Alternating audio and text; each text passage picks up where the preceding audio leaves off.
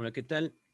Espero que estén bien. Vamos a continuar con la lectura de la obra completa de Sigmund Freud.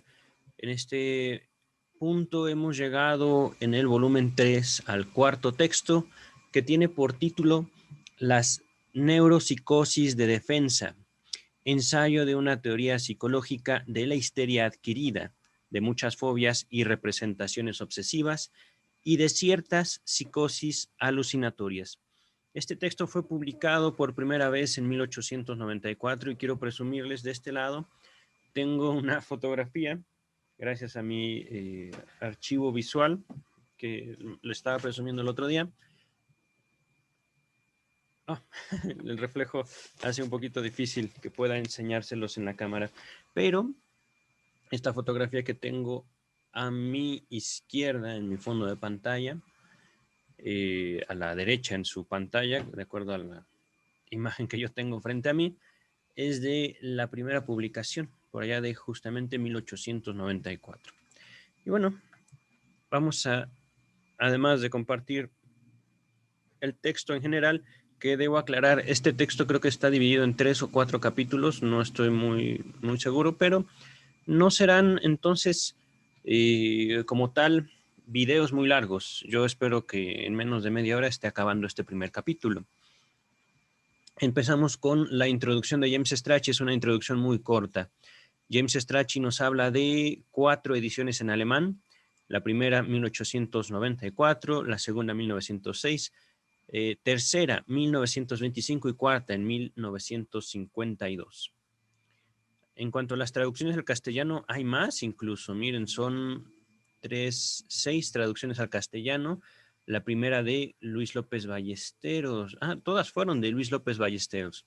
1926, 1943, 1948, 1953, 1967 y 1972. Dice James Strachey, este trabajo fue resumido por Freud bajo el número 29 en el sumario de sus primeros escritos científicos. Esto lo hizo por allá de 1897. Dice Strachey, Freud terminó de redactar el presente artículo en enero de 1894. Había pasado un año desde la aparición de su último trabajo de psicopatología, La comunicación preliminar, escrita en colaboración con Breuer. No tomamos en cuenta el trabajo acerca de las parálisis histéricas planteado y bosquejado años antes, ni la nota necrológica sobre Charcot. Y aún habría de transcurrir otro antes de que publicase algo nuevo. Pese a ello, 1893 y 1894 no fueron años ociosos. En 1893, Freud estaba produciendo todavía una cantidad de trabajos neurológicos y en 1894 comenzó a preparar sus contribuciones para el texto Estudios sobre la histeria. Estas contribuciones y todo el texto ya de Estudios sobre la histeria está compartido en este canal de YouTube. Lo pueden encontrar justamente como una lista de reproducción dentro de mi canal. Continúa James Strachey.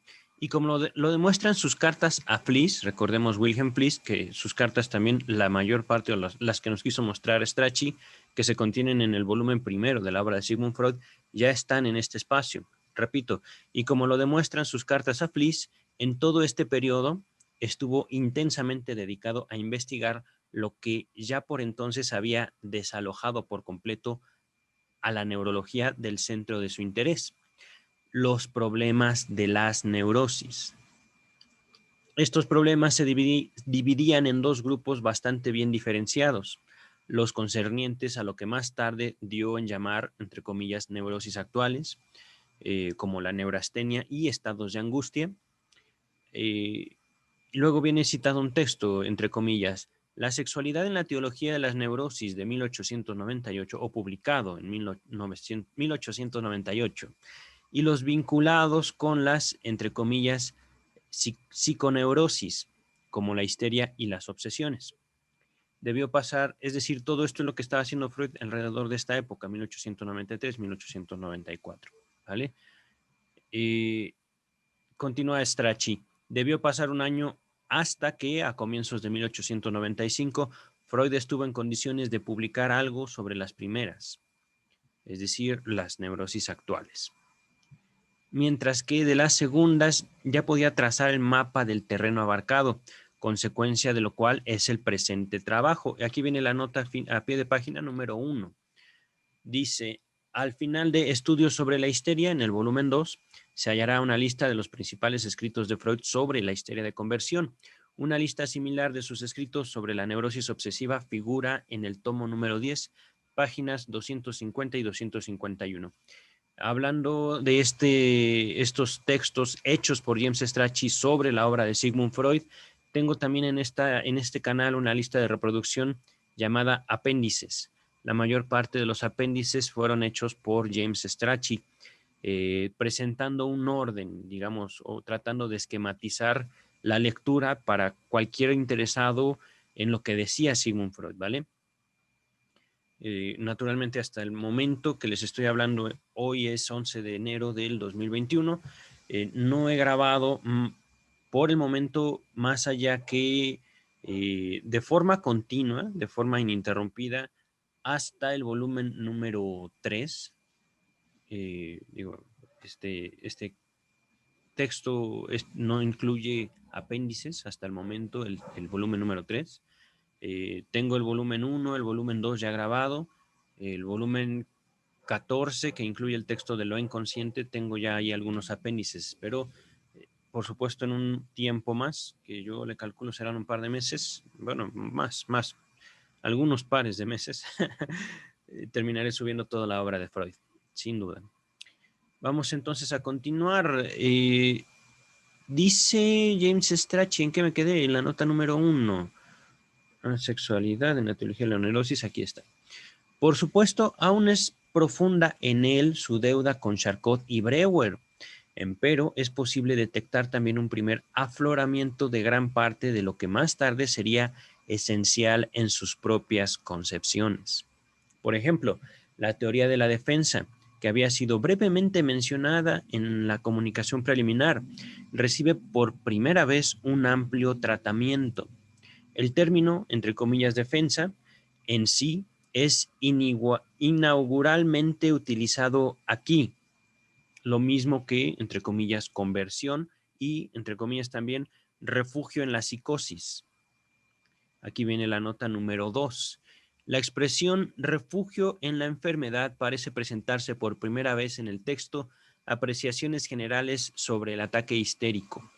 Esto se ubica en un periodo ya mucho más avanzado, en 1909, y lo podemos encontrar también en el volumen 9 de la obra de Freud.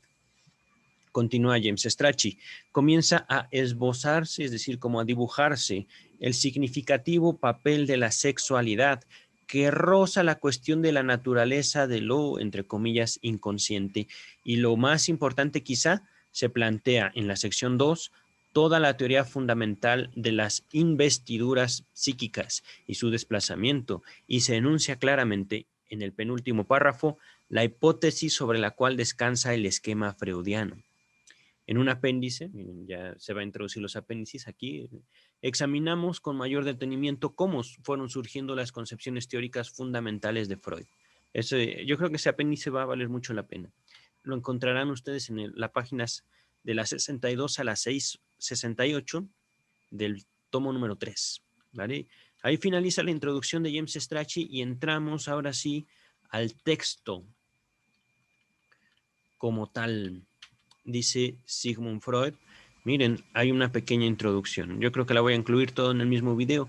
De todos modos, como son capítulos, el texto está dividido en capítulos, mejor dicho, vamos a abordarlo de forma continuada, ¿vale? Dice la introducción escrita ya por Sigmund Freud. Tras detenido estudio de muchos neuróticos aquejados de fobias y de representaciones obsesivas, se me impuso cierto ensayo explicativo de estos síntomas, que luego me permitió colegir, es decir, investigar, asociar con éxito el origen de tales representaciones patológicas en otros casos nuevos, y por eso lo he considerado merecedor de ser comunicado y sometido a reexamen. Junto a esta, entre comillas, teoría psicológica de las fobias y representaciones obsesivas, se cierran las comillas. Por medio de la observación de los enfermos, se dilucidó un aporte a la teoría de la histeria, o más bien su modificación, que parece dar cuenta de un importante carácter común a la histeria y a las mencionadas neurosis. Además, tuve oportunidad de inteligir algo sobre el mecanismo psicológico de una forma de afección indudablemente psíquica. A raíz de ello descubrí que el modo de abordaje por mí intentado establece un enlace inteligible entre esta psicosis y las dos neurosis ya indicadas. Como conclusión a este opúsculo, pondré de relieve una hipótesis auxiliar que me ha valido en los tres casos. Parte o capítulo número 1. Déjenme ver, no sé si he... Ok. Me parece que me he saltado una nota a pie de página. La nota se encontraba justo en el título del ensayo. Y al respecto de este título nos dice James Strachey: hago ciertas acotaciones acerca de la traducción del término Svanvorstellung. Ya más o menos leo, todavía no sé pronunciar en alemán, pero ahí voy. Zwangsvorstellung, que Freud utiliza aquí por primera vez en mi nota introductoria a Obsesiones y Fobias, que va a ser otro texto de este tomo número 3. Esta es una nota típica de James Strachey. Realmente me da la impresión, tengo la plena seguridad de que James Strachey se emocionaba al leer a Freud. En fin, vamos a empezar ya con el capítulo número 1. Dice: empiezo con aquella modificación que me parece necesario introducir en la teoría de la neurosis histérica, que el complejo sintomático de la histeria, hasta donde conseguimos entenderlo hoy, justifica el supuesto de una escisión de la conciencia con formación de grupos psíquicos separados. Es cosa que debería ser universalmente aceptada tras los brillantes trabajos de Pierre Janet, Joseph Breuer y otros. Menos claras están las opiniones sobre el origen de esa escisión de la conciencia y sobre el papel que ese carácter desempeña en la ensambladura de la neurosis histérica. Según la doctrina de Janet, es Pierre Janet, a ver, permítame, un segundito, antes de este texto, hay una nota a pie de página asociada con la frase grupos psíquicos separados. James Strachey nos dice: el concepto de grupos psíquicos, entre comillas, fue muy empleado por Freud en esta época. Véase, por ejemplo, el historial de Emmy von Enne en Estudios sobre la histeria. Es muy interesante notar que en otro lugar de la misma obra usa, aparentemente en el mismo sentido, el término complejo. Doy algunas referencias sobre la historia de estos términos en mi nota introductoria al texto La indagatoria forense y el psicoanálisis, contenido en el volumen 9. Ahora sí, continuamos, ¿vale? Dice: según la doctrina de Janet, es decir, Pierre Janet, la escisión de la conciencia es un rasgo primario de la alteración histérica. En otras palabras, y recordemos también que, de acuerdo a lo que hemos visto y estudiado acerca de la histeria, también al respecto de Pierre Janet y de la aproximación de Pierre Janet a la histeria, Pierre Janet consideraba a la histeria, a la histérica también, como una persona de escasa inteligencia y básicamente una persona con cierta degeneración. Que degeneración podemos nosotros entenderla de alguna forma,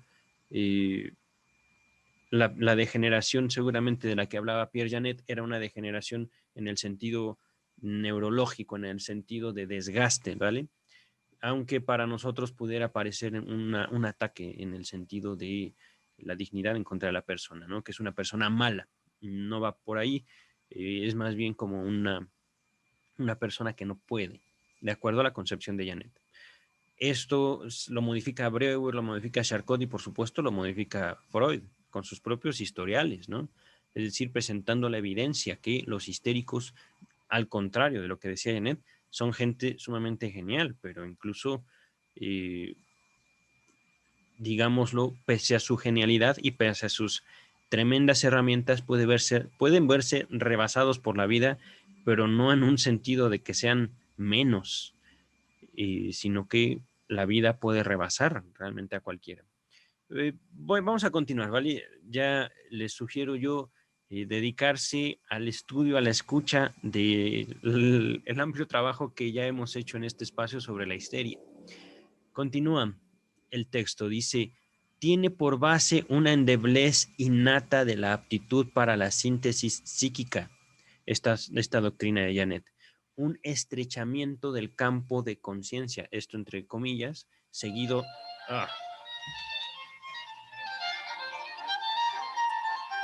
No puedo contestar en este momento. Y como podrán ver, tengo al menos un pequeño ajuste a mi celular que hacer. Listo. Repito, según la doctrina de Janet, aquí hay una nota a pie de página. Pierre Janet, 1892-1894. Según la doctrina de Janet, la escisión de la conciencia es un rasgo primario de la alteración histérica. Tiene por base una endeblez innata de la aptitud para la síntesis psíquica. Es un estrechamiento del, entre comillas, campo de conciencia, o en inglés, champ, no, debe ser francés, champ de conscience. ¿De conscience? Búscalo, por favor, campo de conciencia en francés, y eso es lo que está escrito ahí, que como estigma psíquico testimonia la degeneración de los individuos histéricos. En oposición al punto de vista de Janet, me parece expuesto a muchísimas objeciones, se sitúa el sustentado por Breuer en nuestra comunicación preliminar. Aquí viene la nota número 4, simplemente dice Breuer y Freud, 1893. Según Breuer, base y condición de la histeria es el advenimiento de unos estados de conciencia peculiarmente oníricos, con una aptitud limitada para la asociación a los que propone denominar, entre comillas, estados hipnoides. La escisión de conciencia es, pues, secundaria adquirida. Se produce en virtud de que las representaciones que afloran en estados hipnoides sean segregadas, es decir, separadas del comercio asociativo con el restante contenido de conciencia. Esto es, digamos, como las observaciones que hizo Breuer y que sirvieron a Freud para poner, digamos, ya de relieve su concepto fundamental que daría inicio al psicoanálisis, lo inconsciente. Y aquí viene una nota a pie de página que nos invita a ir al tomo número 2. Vamos a omitirla, ¿vale? Continúa Freud. Ahora puedo aportar la prueba de otras dos formas extremas de histeria en que la escisión de conciencia en modo alguno puede interpretarse como primaria en el sentido de Janet, de Pierre Janet, es decir. Para la primera de esas formas conseguí demostrar repetidas veces que la escisión del contenido de conciencia es la consecuencia de un acto voluntario del enfermo. Vale decir, es introducida por un empeño voluntario cuyo motivo es posible indicar. Desde luego, no sostengo que el enfermo se proponga producir una escisión de su conciencia. Su propósito es otro, pero él no alcanza su meta, sino que genera una escisión de conciencia. En la tercera forma de histeria que hemos comprobado mediante el análisis psíquico de enfermos inteligentes, la escisión de conciencia desempeña un papel mínimo, quizá ninguno. Aquí hay una nota número 6 que introduce James Strachey a las palabras el análisis psíquico. Dice ahí, el verbo analizar ya había sido utilizado en la comunicación preliminar. Aquí encontramos por primera vez análisis psíquico y en la página 54 análisis clínico-psicológico. En la página 60 análisis hipnótico y en la 76 análisis psicológico. La palabra psicoanálisis hizo su primera aparición en el texto La herencia y la etiología de las neurosis, que ya vamos a llegar a él, ya no estamos tan lejos Bien, vamos a continuar. Freud estaba hablando de esta de tercera forma de histeria en la cual la decisión de la conciencia desempeña un papel mínimo. Me siguen buscando por teléfono, alguien me dejó un buzón, pero se espera. Continúa el texto. Son aquellos casos en que meramente se interceptó la reacción y frente al estímulo traumático y que luego serán tramitados y curados por, entre comillas, abreacción. Las histerias de retención pura. Aquí al respecto de abreacción nos remite una nota al volumen número 2, a la comunicación preliminar, ¿vale? Continúa el texto. Con miras al anudamiento con las fobias y representaciones obsesivas, solo he de considerar aquí la segunda forma de la histeria, que, por razones que enseguida serán evidentes, yo designaré como histeria de defensa, separándola así de histeria hipnoide y de la histeria de retención. Aquí hay una nota número 8. Nuevamente nos remite a estudios sobre la histeria. Y nos dice, esta es la primera aparición del término defensa, aunque el concepto ya había sido establecido en la comunicación preliminar. Gracias, Strachey, pero ya lo leímos. Vamos a continuar. También puedo designar provisionalmente como de histeria, entre comillas, adquirida, mis casos de histeria de defensa. En efecto, en ellos no cabía hablar de una tara hereditaria grave, ni de una atrofia degenerativa en sentido estricto. Aquí en tara hereditaria podemos entenderlo también como una afectación hereditaria en cuestión biológica. Continuamos entonces. Pues bien, esos pacientes por mí analizados gozaron de salud psíquica hasta el momento en que sobrevino un caso de inconciliabilidad en su vida de representaciones, es decir, que hasta que se presentó a su yo una vivencia, una representación, una sensación que despertó un afecto tan penoso que la persona decidió olvidarla, no confiando en poder solucionar con su yo mediante un trabajo de pensamiento la contradicción que esa representación inconciliable le oponía. En personas del sexo femenino, tales representaciones inconciliables nacen las más de las veces sobre el suelo del vivenciar y el sentir sexuales, y las afectadas se acuerdan con toda la precisión deseable de sus empeños defensivos, de su propósito de, entre comillas, ahuyentar, que viene también seguido de la palabra en alemana, la voy a latinizar, fortschieben, que también puede traducirse como empujar lejos la cosa, es decir, la representación, por decirlo de una manera, de no pensar en ella, de sofocarla. He aquí unos ejemplos pertinentes tomados de mi experiencia que por otra parte podría multiplicar sin dificultad. El caso de una joven señorita que se echa en cara, mientras cuida a su padre enfermo, pensar en el joven que le ha dejado una leve impresión erótica. El caso de una gobernanta que se había enamorado de su patrón y resolvió quitarse de la cabeza esa simpatía por parecerle inconciliable con su orgullo, etc. Viene aquí la nota número 9. Sí, claro. Dice Freud, estos ejemplos están tomados de mi trabajo en colaboración con Breuer sobre el mecanismo psíquico de la histeria, aún no publicado, que para este momento pues ya lo publicó, ¿no? Y por supuesto debo comentarles que todos estos casos se vieron en el volumen número 2. Elizabeth Von R. aquí nos dice y Lucy R. eran los casos que aquí menciona. Continuamos con el texto. No puedo aseverar, por cierto, que el empeño voluntario por esforzar a apartarse de los propios pensamientos, algo de este tipo constituya un acto patológico. Es decir, en este momento Freud dice, hay cosas en las cuales no nos gusta pensar y eso está bien.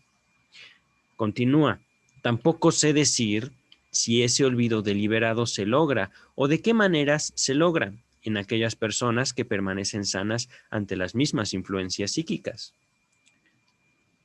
En otras palabras, el hecho de no querer pensar en algo no nos va a llevar a la enfermedad en sí.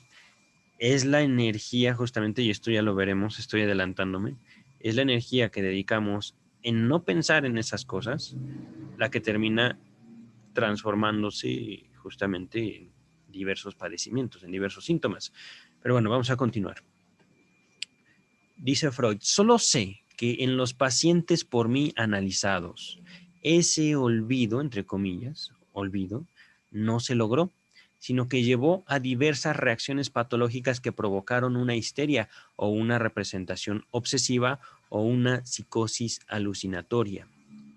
En la aptitud para provocar mediante aquel empeño voluntario uno de estos estados, todos los cuales se conectan con una decisión de conciencia, ha de verse la expresión de una predisposición patológica, que, empero, no necesariamente es idéntica a una, entre comillas, degeneración personal o hereditaria.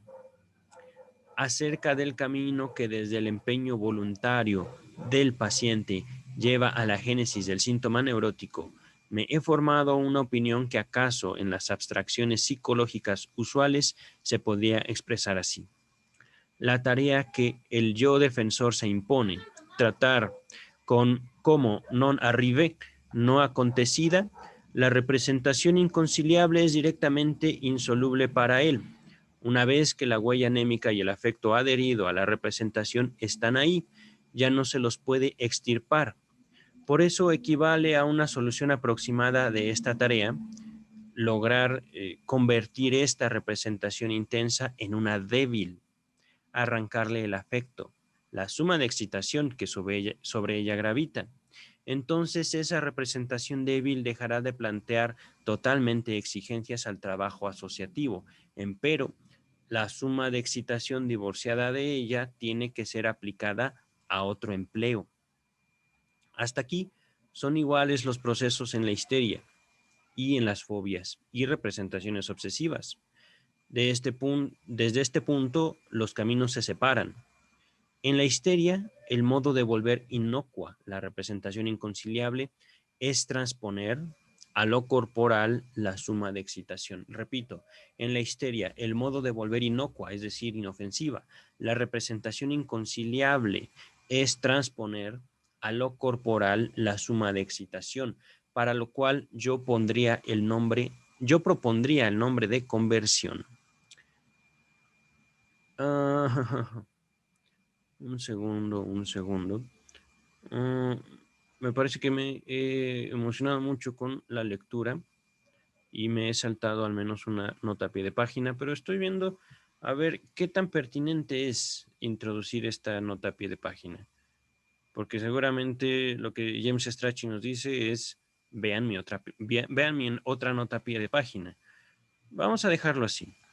La nota número 10, si ustedes quieren revisarla, está en la página 50. La número 11 dice conversión, primera aparición del término. Y nos lleva a otra puntualización, ¿no?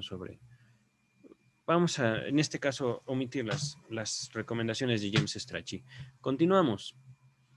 La conversión, que ahorita estaba mencionando Freud, puede ser total o parcial y sobrevendrá en aquella inervación motriz o sensorial que mantenga un nexo más íntimo o más laxo con la vivencia traumática.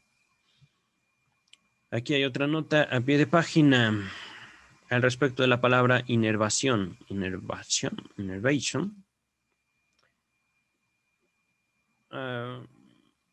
Aquí nos dice James Strachey, estoy corrigiendo el texto original. Pero bueno, vamos a continuar. Repitamos, a ver, un segundo. La conversión puede ser total o parcial y sobrevendrá en aquella inervación motriz o sensorial que mantenga un nexo más íntimo o más laxo con la vivencia traumática. El yo ha conseguido así quedar exento de contradicción, pero a cambio ha echado sobre sí el lastre de un símbolo némico que habita la conciencia al modo de un parásito, sea como una inervación motriz irresoluble o como una sensación alucinatoria que de continuo retoma y que permanecerá ahí hasta que sobrevenga una conversión en la dirección inversa. Ok. En tales condiciones, la huella anémica de la representación reprimida o esforzada al desalojo no ha sido sepultada. sino que forma en lo sucesivo el núcleo de un grupo psíquico segundo. Aquí James Strachey nos trata de introducir y guiar hacia otros textos. Voy a continuar simplemente porque esto es fundamental y no quiero interrumpirlo. Continúa, solo añadiré unas pocas palabras para explicar esta visión sobre los procesos psicofísicos que ocurren en la histeria. Una vez formado en un, entre comillas, momento traumático, ese núcleo para una escisión histérica, su engrosamiento se produce en otros momentos que se podrían llamar, entre comillas, traumáticos auxiliares. Toda vez que una impresión de la misma clase, recién advenida, es decir, recién llegada, recién construida, consiga perforar la barrera que la voluntad había establecido, aportar un nuevo afecto a la representación debilitada e imponer por un momento el enlace asociativo de ambos grupos psíquicos hasta que una nueva conversión ofrezca defensa. Ah, caray. Repito, toda vez que una impresión de la misma clase recién advenida, es decir, una impresión similar a este primer momento traumático del que nos viene hablando, los llamados traumas auxiliares, consiga perforar la barrera que la voluntad había establecido, aportar un nuevo afecto a la representación debilitada e imponer por un momento el enlace asociativo de ambos grupos psíquicos hasta que una nueva conversión ofrezca defensa, es decir, como si las conversiones fueran también modificándose, traduciendo el conflicto psíquico en un conflicto o en un síntoma físico. En la histeria, continúa el texto, el estado así alcanzado con respecto a la distribución de la excitación prueba luego, las más de las veces, ser lábil.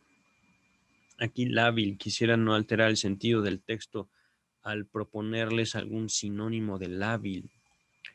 Lábil. Que se desliza o resbala fácilmente, que cambia o es poco estable o seguro. Entonces, repitamos.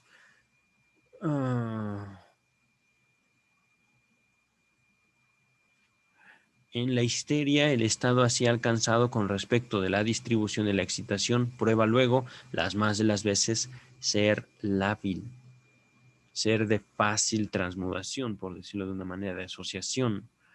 Continúa el texto, la excitación es forzada por una vía falsa hacia la inervación corporal, consigue de tiempo en tiempo volver hasta la representación de la que fue desasida y entonces constriñe a la persona a su procesamiento asociativo o a su trámite en ataques histéricos, como lo demuestra la notoria oposición entre los ataques y los síntomas permanentes.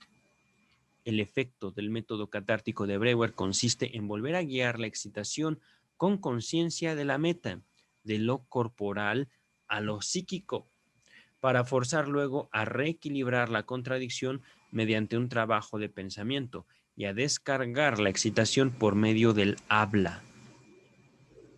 Si la escisión de conciencia de la histeria adquirida descansa en un acto voluntario, se explica con sorprendente facilidad el asombroso hecho de que la hipnosis, por regla general, ensanche la conciencia estrechada de los histéricos y vuelva asequible el grupo psíquico escindido, es decir, separado. En efecto, tenemos noticia de una propiedad de todos los estados semejantes al dormir, y es que ellos cancelan aquella distribución de la excitación sobre la que descansa la, entre comillas, voluntad de la persona consciente. Según lo expuesto, no discernimos el factor característico de la histeria en la escisión de la conciencia, sino en la aptitud para la conversión, claro. Y tenemos derecho a citar como una pieza importante de la predisposición histérica, que por otra parte nos es desconocida, la capacidad psicofísica para trasladar a la inervación corporal unas sumas tan grandes de excitación. En sí y por sí, esta capacidad no excluye la salud psíquica y solo lleva a la histeria en el caso de una inconciliabilidad psíquica o de un almacenamiento de excitación. Wow. repito, en sí por sí, esta capacidad, repito, de la inervación corporal, trasladar a la inervación corporal unas sumas tan grandes de excitación, esta capacidad no excluye la salud psíquica y solo lleva a la histeria en el caso de una inconciliabilidad psíquica o o de un almacenamiento de la excitación.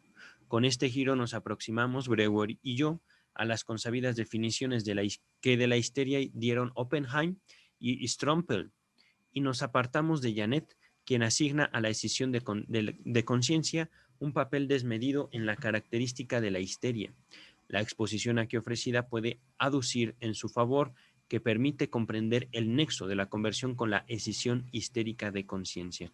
Aquí hay 3 notas, ya acabó la primera parte, hay 3 notas que decidí omitir en cuanto al ordenamiento, ¿no? Para no interrumpir la idea de Freud. James Strachey, no, mira, son notas de Freud. Según Oppenheim, en 1890, perdón, la histeria es una expresión acrecentada de las emociones. Ahora bien, la, entre comillas, expresión de las emociones figura aquel monto de excitación psíquica que normalmente experimenta una conversión.